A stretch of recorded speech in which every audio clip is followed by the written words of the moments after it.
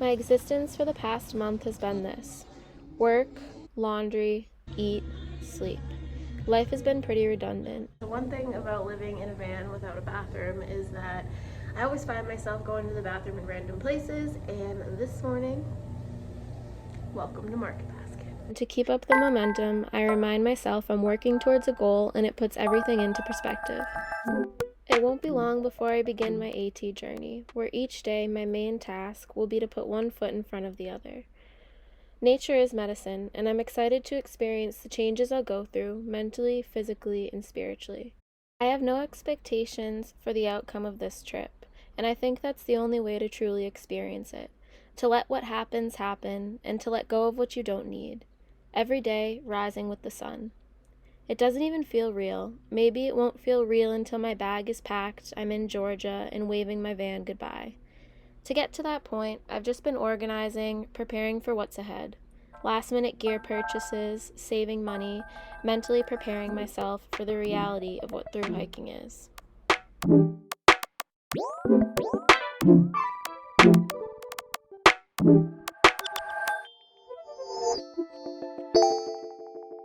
Today I'm going to be hiking in the White Mountains. I'm going to do the bald face circle loop. It's about, I think it's 9.5 miles.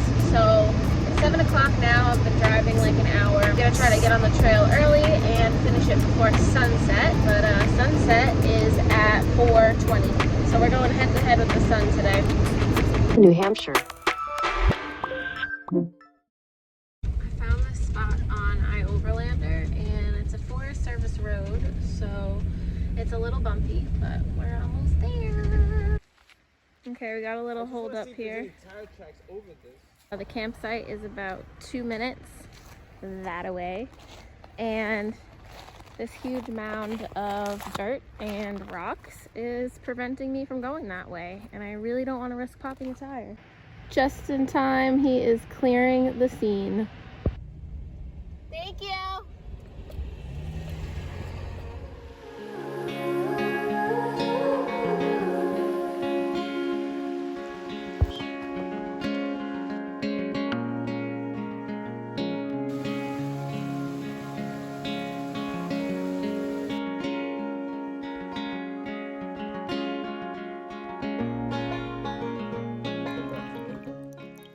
So what did you learn that day that we went hiking and it ended up being kind of a catastrophe?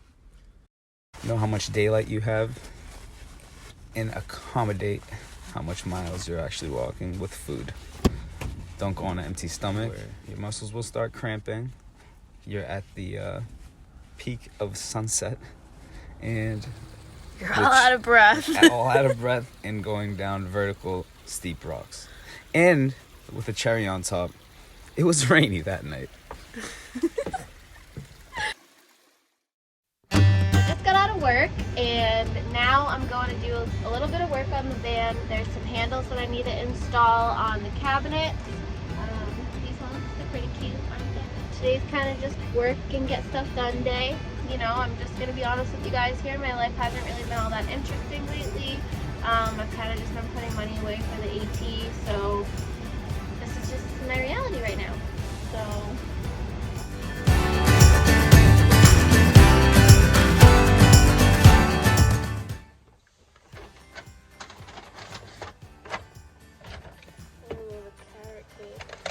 yeah, so sometimes you just need a little snack.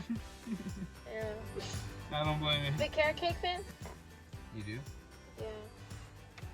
I have no spoon. She feeds me like an infant.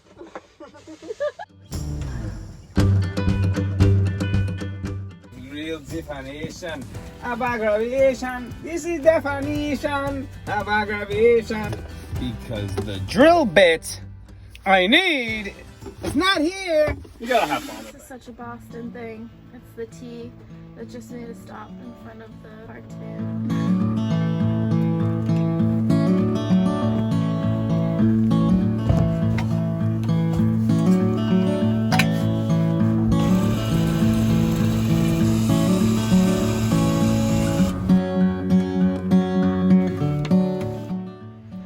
Good morning, everybody. I'm at the Gore State Park in Waltham, Massachusetts, And it's pretty foggy out today, but I figured I would take a little stroll. It's kind of eerie looking, a little bit spooky, but it's not as chilly as I thought it would be. Everyone was saying there's a big storm coming. There was going to be frozen rain at like 7:30 a.m. but I never saw it. So at the beginning of this video, you heard me talk about how I'm saving up money to thru-hike the Appalachian Trail. And it's crazy because it's literally right around the corner, and I'm honestly shocked. I didn't think that I was gonna make it this far. And I'm leaving for Georgia in less than 2.5 weeks. So it's definitely gonna be an adventure. And I was kind of thinking the other day, I was talking about how it seems like I'm kind of bouncing from thing to thing. It almost feels like I had just moved into the van. I haven't really got to experience life on the road and kind of traveling from place to place. And that was really, you know, one of my driving factors of getting the van, because I did, and I still do, want to live life in a nomadic way. I want to travel all the time. I want to see new things. I think that it's honestly the best learning experiences, and that's when I feel most alive. So, you know, that's still in my mind and my heart, but now I'm hiking the Appalachian Trail, and, you know, with that similar mindset, I want to be closer to nature. I want to really push myself and see how far I can go. I am always up for a challenge, so of course I'm really excited about this. And it just seems like I haven't really gotten a chance to like take a deep breath. I've done it when I road tripped back to the East Coast when I was on the West Coast for a little bit, but I was really just going from point A to point B, and I wasn't really on one of those schedules where I could kind of hang around or spend a couple of days here, a couple of days there, because my main focus was to get back to the East Coast and start making money. So I guess I've just been thinking about that a little bit too much lately and kind of focusing on what I haven't done in the van instead of what I have done in the van. And that's a big mindset switch that I gotta make. I mean, I should be super proud of everything that I have accomplished in the van. I was able to survive a Boston winter in the van, save up money, although it wasn't always comfortable, I made it work. And it kind of just makes me super excited about when I get off trail, all of the adventures that are yet to come.